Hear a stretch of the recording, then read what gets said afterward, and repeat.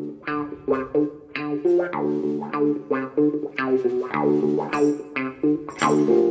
morning, Mr. Hudson. Good morning, sir. How are you? I'm very well, thank you. What's Good, life good. like looking out your window? Because we're going to be talking about all the pictures on the wall. But first, what can you see from your window, Alan?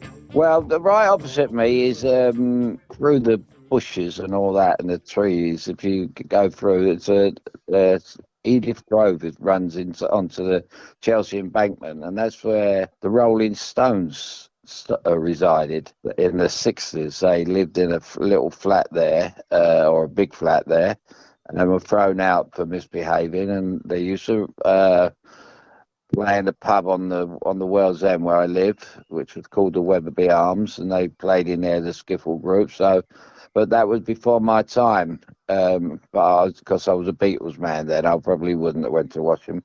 But and I really rigged my neck and looked further right, I could see the Stamford Bridge, which I really used to live a lot closer to actually when I actually joined them. Which was a joy in my early days, but today I'm afraid it's not a very nice, not a nice sight. Not something I enjoy looking at, and even when I go past there on a bus or in a taxi or walking, I get the gibble, Yeah. the gibbers. But talking about that, look through any window. That you hit on another song, which was a very good song when the Hollies were going very well with Graham Nash. Look through any window, it was called, wasn't it? You are a connoisseur of music, a font of knowledge, Al. This is what I love doing, the My Life, My Music. And by the way, welcome all to another episode of My Life, My Music with the Governor, Alan Hudson. You just go off on one, you talk about the Rolling Stones, your knowledge, you go into the Hollies. I look outside my bedroom window and I overlook the Clent Hills, the wonderful hills of Worcestershire.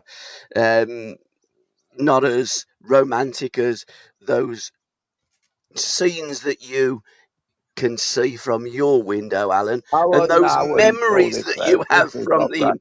from the This is not embankments. romantic, trust me. Stamford Bridge is not romantic for me. The embankments and the Rolling Stones were though, and Yeah. it's that history, isn't it? When you look outside a window, you look at something, you remember the history, and that's what songs evoke. Those memories, those pictures that you put up on the wall. There's a song that evokes those memories, those vivid memories of those times that are never to be forgotten, and those people that are so treasured in your heart, and we just put them on there.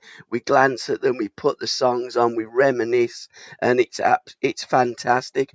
But you Yeah. didn't start putting pictures on your wall as a kid, did you? In your prefab in Chelsea? No, no, no. I wasn't one of those Mm. kids. Maybe when I moved into my first home in Wimbledon, we used to put pictures on the wall but it wasn't until really that I moved.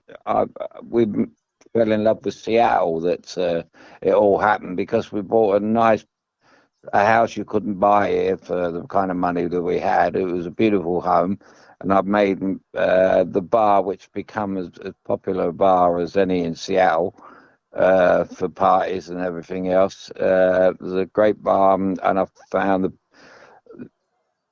had the music everywhere, pool table. I mean, it wasn't that. It don't. It sounds bigger than what it is, and that's when I started putting all the pictures on the walls of all my favourite people, and obviously Frank took the pride of place, and the Beatles and stuff like that. Um, I must tell you one thing, a little bit of new news, hopefully. Yeah. It's 50 years of my leaving Chelsea for Yep. Stoke. Hmm. Well, my son made contact with my friend went to see the Beatles 2 weeks ago, 3 weeks ago in the Wimbledon Theatre, and and he said they were absolutely marvellous, fantastic. And they were only on for one night, so we couldn't go. But we're going to go and see them in a place called Camberley in about 3 weeks' time. And my son spoke to their manager. I told him to phone their manager, see who managers, and see if we can go and meet the lads and tell them a few stories about the boys themselves. Was Shankly more on the football side of it, and we're negotiating doing a day with the Beatles, Wow. with me doing a talk and then introducing them onto this on the stage because they were a big part of have been a big part of my life, So he's going to come back. He really liked the idea, and Alan stressed to him. He said, "You remember my dad's good friend George Best?" He said he was. They called him when he come back from Portugal that time when he beat the Portuguese on his own. They called him the fifth Beatle, didn't they? Yeah, it did. Yeah. They called him El Beatle, and they called him the fifth Beatle. And then it kind of rubbed off, and there was talk, down in London. There was the George Best of London, where it would Peter Marinello, but it was kind of stuck with me because of the the way you live your life and Mm. everything else. And he said, "My dad was, you could call him the sixth Beatle." So we're negotiating that. Them negotiations are going on, but that would be a fabulous day, especially we could do it on a day like today, and maybe do it outside and in a garden, and and have the Beatles finish the show off. That would be wonderful. Because you've got some great Beatles stories, and when you were a kid, you used to go up to the record store, didn't you, and buy the Beatles album on that day. You were absolutely massive, massive Beatles fan, and you were. I mean, I remember all the headlines. It was Alan Hudson was the George Best of the South. Yeah, yeah, it was. Yeah, the thing about the record shop, I mean, I was only a kid. I was only a Mm, schoolboy, even not even 14, right? Even when I was 10, 11, yeah, the Beatles were the thing. And the day of the first brought an album out, they would say this album's out at such a time. There'd be a big queue along uh, just along from me where I am now in the King's Road, where there used to be a record shop, and my mum used to walk me down there, and we'd get the first one out, and it used to be such a thrill. mm, And the sad part about this story is that I had every Beatles album, uh, and when I left Seattle, obviously the bird had flown. She didn't come back to England and nicked all my albums. yeah. So that was a bad part, of the sad part about the marriage, that she nicked all that kind of stuff. But and I don't think that's right. It's just because I find that very personal. It's more than money, because you can't rebuy them. Absolutely. And has that bird that flown still got those records? Because young Alan could renegotiate another No, deal. no, no. But Al would have renegotiated that by now. The Arthur Daly of Bromley, yeah. Um, no, he would have sorted that out by now. No, no, behind my back and long, because I wasn't aware of all this at the time. But anyway, that's we only talk about happiness on this show, so we'll put that one behind us. Absolutely. Someone Saved My Life Tonight, which is the first track, and memories of the great Robert Frederick Chelsea Moore. Well, it's quite appropriate. We played this song on the show before, Yeah. and it's one of my it's one of the greatest songs ever, I think. And Reggie, we love Reggie Dwight and all his music, and but it's one of those that's. I remember when the pub down the bottom was open, and somehow they got it on the jukebox. No one would put it on. I was the only one put it on, and people were just looked in amazement. Who's this? What's this? What a song! And then all of a sudden they got and then it was on all the time. But yeah, it was. It's all about the great Bobby Moore. Talked me into Seattle, and as I've always said, probably Waddington was the only other person, or my father would have talked me into going into the other room and speaking to the then managers of Seattle, Jimmy Gabriel, who was at Stamford Bridge that day. So it holds many memories, apart from being a wonderful song. Absolutely, and a wonderful player. And of course, it was Bobby Moore that did say to you in 1972, before Alf banned you for 3 years, that you were going to make your debut against Northern Ireland against what became your manager later on in your career, Terry Neal. Yeah. It was a strange old day. That I think that was you know, a sign of things to come Mm, with England. Uh, it wasn't as if he did any. It was not because of anything that happened. He just obviously Bobby come to me before the game, and I didn't know Bobby that well. He kind of took me under his wing, Bobby, and you know, I think I've told you along the way.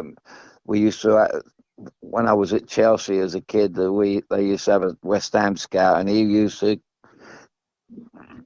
get my father every Saturday and say, bring him over to West Ham. We'd love to have him over West Ham. And so I could have made a career under Bobby, and I often wonder what my life would have been like had I been that, because being in the dressing room with every day with certain characters is an experience, yeah. and that would have been great with him in particular, more than anything. I know that more Peter's and the World Cup and all that, but it would have been Bob. I've become very, very important man in my life. And of course, the journey as a kid, I mean, Chelsea, a stone's throw away from your prefab. You were the most local of localist kids that ever played for the Royal Blue of London, Chelsea. But if you'd have gone to West Ham, that's from the west side to like the east side. I mean, Yeah. you'd have had to get on the tube as a kid. It would have been an absolute journey and a half for you by doing your schooling and then going on the Tuesday and Thursdays to West Ham, whereas Chelsea literally is a stone's throw. Well, by the time that happened, Paul, was Mm, the Tuesday and Thursdays were out the window, because got ya. I was apprentice at that time, and he Got used you. to come over and watch our games at the place called Welsh Harp, which is in Yeah. Hendon, Yeah. which if you come down the M1, you'll see it on the right hand side. It's just off the M1 there, and uh, I used to travel to Welsh Harp every day, and on the underground when life was safe, I must add, for kids of my age. And but yeah, one of the things was, I think my father said, it's a lot handier for you to go to Chelsea. We were Fulham supporters, and um, yeah, I often wonder. That wouldn't have bothered me. It would have been a thrill, actually, to travel over there just to be in the same dressing room as the great Bobby Moore, Yeah. because it's not just being in the dressing room with him. It's he used to give me little whenever I see him, and whenever I was in the England squad, he would give me little hints of how to behave and all that. The one is true that you know put your country before your club is quite a statement, really, coming from the man um, who did so much for West Ham. And I mean, if you said that to a West Ham supporter, they wouldn't believe you. They'd say, "Oh, he said that about us, did he?"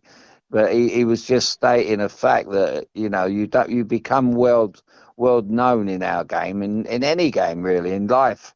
Uh, by representing your country. And although that really wasn't a thing with me, I was just happy playing football, Mm. and I was happy at that time. But you know, to think that I could have come through I suppose it's in hindsight, it's getting treated the way Chelsea treated me, which so unfairly and disgusting, really. That I suppose I would have chose that path rather than the one I did, knowing what I know now. Having said that, my couple of years with the boys at Chelsea was, I wouldn't have had three or four of these people on my wall, the Tommy Baldwins, of Chelsea and Osgood. They were a great part of my early life. So your wall at home, how many pictures have you got? I mean, we've got 6 songs here to go through. We've already done the one Well, about Bobby. yeah, I mean, the one by my writer on my desk is full of him. I tell you, I got Lee Rigby on there. Yep. Bless his heart. Uh, my favourite photograph, if I had a camera to show you, is my father and my uncle George together when they were young men, and they were the two most important, played the biggest part in my early football life, and obviously from then on, because I always stuck to the way my father told me. I got underneath them. I've got a signed photo of Carlos Alberto, who I knew were playing it. He played with California when I was out there, and Carlos Alberto and Bobby Moore together in Mexico, which is a fabulous photo. Next to them, I have me doing the Matador or whatever it is to come and get it to Franz Yeah, Beckenbauer. it's a great picture, that, yeah. That is a good picture. If you want it, And come and get it. if you want it, come and get it. But I don't think France wanted it enough, you know. But that was a great night, and that brings a great memory back. Not many of those players would have that on the wall. I know that. Above that, the Tony Millard, a great friend of mine, with me in Seattle, and a great fella called Dave Gillett's up there. Alongside him is a photo of me and Jimmy Green after scoring our sixth goal against Chelsea in the Yeah. League Cup, which is that was a night we were 6-0 up after half an hour, which was only about 2 months after I joined them, so that went down well. That was really a treat. Then I got a photo of my me in a blue shirt with my medical history on it. Really, that is a really good photo of every injury I've got. I've got on my left hand side, I've got the great Tony Waddington shaking hands with Tony Pulis. But this is a fabulous picture because it's Tony Pulis is in real life, and Tony's like in black and white. Is a ghost Yes. watching over him. Yeah. And my friend Bob Williams put that together, which was fabulous. I got one of shaking hands with John Hollins at the Victoria Ground when we played them in my first game for Stoke against Chelsea, which we won again. I think I played against Chelsea 7 times for Stoke, and we beat them 7 times, or 6 and drawn 1. So that weren't bad. So that told you something about them getting rid of me. I'm just moving over to the big wall. It's mainly my father, me and Osgood. Great one of me and Osgood. Great one of me and Tony Pulis. Sadly, the Tommy Wisby from his funeral. Don Howe, a lovely man, Don Howe, who with a big grin smile on his face. But he didn't have a smile on his face when he was giving me a bollocking that day at Highbury. The great Bobby Moore again with his second wife. She was lovely. Tony again. John Robertson in our coaching school with Don Shanks, Frank Worthington.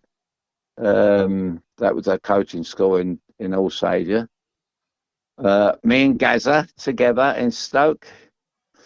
And you got the West Germany program. Then you got the letter of George Best saying, I've got my glasses on for that one, mate. It's not going to be that long. And we got Jimmy McCalliog to thank for all this. Yeah, we certainly have. And I have to say, Paul Weller, because in 1993, in his Wildwood album, there is a song called All the Pictures of the Wall. Oh, right. Yeah, exactly. We're only there to serve, remind us of it all. And I do love pictures, although in our house I haven't got many pictures on my wall. My wife won't let me. You're single, Wow. it's a different dynamic. If I was single, I'd have them all over my wall, plastered like I did when I was a kid back in Island Gardens. I can't agree with that. I think she'd have to go before the pictures on the front. It's like my son with a dog. Yeah. Has he still got the dog? He's still got one of the dogs, but the girl's gone. Yeah. And Yeah, the fiver went as well, that was on the uh, wall, didn't it? the father with Lester Piggott and Jimmy Greaves is gone. Yeah, I made sure of that. But the letter from George Best, which is in one of my books, in 9 Yes. Cooper Street, Manchester, at the top, Oscars, Mr. Alan Hudson, Stoke City Football Club, 1st of September 1975. Dear Alan, You're still the best player in the country by a mile. Ram it down their throats where it really matters on the pitch. Your pal, George Best. So that's a nice touch on there. Then I've got several others. Me and my son, two sons. But a photo I love is George Eastham just having banged the winner in against our Chelsea team at Wembley, and I've got that on there because that led to. I mean, I broke my heart at the time, but it led to better things. Above that is me and Alan Ball coming off against the Germans. Below him, the great Tommy Baldwin, and next to them is Mum and Dad getting married. Right. It worked for them. It didn't work for me. And then I got me and my Billy Boyce, my friend from school. I still see he was the best. He was his cousin played for West Indies, and I think he would have if he got the chance. But it was there's a touch of racism there. I've got one with that, and one in Hawaii with Alan Hinton, Steve Battle, who I loved, and the fella that played it for Manchester United, Anderson. Yes. Yeah. No, Yeah. not Viv, not Viv. Willie. Willie. Yeah. Well, he's sitting there with a glass, and we've all got a glass sitting around this bar, and it's a terrific photo of him and times we shared in Hawaii. Because that was Derek Dugan's on the left. He wasn't even Hawaii. And I got one of Johnny Haynes with when our Chelsea team won the cup at Craven Cottage with me and my brother and a kid called Rodney Udall. Yeah, me and George Eastham sharing that photograph that I love of him. And the last one there is me getting off the train at Stoke Station looking like I'm going to death row. Yeah. Yeah, so There are some fantastic memories there, Al. The one, the song and the connection. I'd love you to explain this. The most beautiful girl in the world. I'm guessing it's the Charlie Rich song. And you used to be on in Eric School's bar, didn't it, in Stoke? But the connection's Don. How do you link the most beautiful girl in the world to Don? well, Don Howe wanted the game. I did think about it. I wrote it down. I thought, what can I put with Don? Because Don was if you knew Don, you wouldn't think of anything. You think like that would be Frank Worthington, wouldn't it, or something like that? If Don had a choice of a woman, it would be the most beautiful girl in the world because he wanted everything done properly. Yes. His coaching. He was a simple man. In simplicity is genius, and he played that one to the letter. He was, everything he did had to be perfect. I just thought about Don. I thought, I wonder what kind of woman he would have, and he wouldn't settle for second best, something like that. He should have to. And that, if you played that, if it would have in Healthy Skills, his pub in Newcastle under Lyme, if you played it now, you'd think of Don. I would think of Don anyway, and that would be, everything. Everyone's got a song, and every place has got a song for Absolutely. me. It's like, I always say about the Witherspoons pubs. Every one I've been in, wherever it is in any part of London or the country, I think it should be Eleanor Rigby because it's all the lonely people, Yeah. and that's the pubs that they go in. All the people that live alone and they go in there and they can afford to go in there and all that. So it's strange how life I can understand why these people become great songwriters, and I think without fooling myself, I think I could have been a decent songwriter, but I just couldn't put no music to it. You did send one to Phil once, didn't you? I did, yeah. He sent it back. But again, it's like the music and the lyrics. It's about partnerships, isn't it? Some can write songs, some can write music, some can do both. And it's like with a partner, you know, you and Osgood, you and Jimmy. You do need that other player. It's all Yeah, partnerships. What you have, Jimmy didn't. What Jimmy didn't have, you had, and so on, and vice versa. Combinations, yeah, partnerships. absolutely, mate. Absolutely, and it's but that one I can't get my head round how two men who just met like that, and in Mm, fact, I was reading his book again the other day, Elton. You know, the Watford book, and it still intrigues me, and how he can get someone who lives such a long way away and send him, you know, the words, and he puts music to it. You know, unbelievable. It's incredible. And you think I only said to my friend yesterday, we were sitting out in the garden having a beer, and I said, you know, I put a couple of songs on. I said, you imagine if you were born with this voice, you know, and all the trouble you have to go through. In being a footballer, you never get kicked singing, did you? You know, you never got bad injuries singing, and you never had to. The only thing in them days, they had the same problems that we have with management and stuff like that. But that all got nowadays. There's none of that. You know, if you can sing, you've got it cracked, haven't you? You know.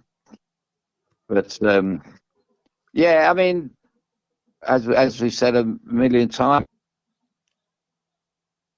I remember once watching a film with no music, and you know, there wouldn't be no such thing as the silver screen, really, if there was no music. absolutely. But in terms of Bernie Taupin and Elton John, you're absolutely spot on. How anybody can just send a load of lyrics by the post, and then he picks it up and he goes, "Oh, there's the lyrics. I'll just write some music." Sends them back. That's another song, and it's carried on for some time. The way that they made songs together, but were never in the same room. Well, It's yeah. incredible. Well, can you imagine after Elton sent in the words, and then all of a sudden, you know, the anticipation or Yeah. whatever of what he's going to do with them words, Hmm. and he come back with the kind of music he come back with. Well, I'm sorry, the other way around, wasn't it? Absolutely. Yeah. Bernie sent. You Yeah. know, Yeah. Yeah. yeah, and you know what Bernie must thought when Elton sat down on his piano and started playing about with these words and come out with a kind of music. I mean, his music is, you know, even things later on, you know, without Bernie, you know, with the Lion King and stuff like that, you know, Hmm. it's just incredible. I mean, the fella is. But what would Lennon and McCartney be doing today? You know, the beads that we've been through on the shows, the beads, things they put together, you know, it was unbelievable. Again, But it's quite incredible because there's only a certain amount of notes, there's only a certain amount of words, there's only a certain amount of like noises that you can make, and they just make so many different ones. And in terms of like artists that you've just referenced, iconic. yeah, yeah. Them noises are called sounds, Paul. You know, a lot of people would call it noise, you know. Turn that One noise man's down. noise is another man's sound. Yeah, yeah, But you did yeah. say about Don smiling down at you. You did have that row, but you know that came after the 1978 FA Cup final when a reporter wrote something uh, that you told him in confidence. But again, he wrote it. Don's seen it. Well, everybody's seen it, and Don wasn't Well, happy, was he? well, it was actually the Thursday night before the cup final, and I remember walking off the pitch at Wembley on the Thursday. We've been training there, and I wasn't in the greatest of mood. I think I'd been out celebrating getting to Wembley, and I was walking down afterwards, and I thought, thank God that's over. Walking down, and Tom walking towards me, and he said, "You all right?" I said, "You look a bit down." He said, "You worried about anything?" So I said, "No, Don, I'm fine. Everything's fine." I was a bit worried about. I was still carrying the injury, which weren't quite ill. I was a bit concerned about that. But he said, "I said, if you can ease your mind a bit, Al," he said, you'll be playing Saturday. Don't worry about it." He says, "I know you're still having a bad time with the other fella, but no," he said, "you'll be playing anyway." And on the Thursday night, a fella called Bob Driscoll from the Sun called me up, and we just had a ordinary chat like we did, and then he threw in the spanner in it right at the end, and he said, "So it'll be interesting to see whether you get picked or not." And I just turned around without thinking. I just turned around and said, "No, I'm playing. Don told me." And then woke up on the Friday morning, it was headlines. Yeah. Oh, mate, I Mm. knew what was coming. And then, so therefore, Don pulled me in and gave me it was a horrendous morning for me.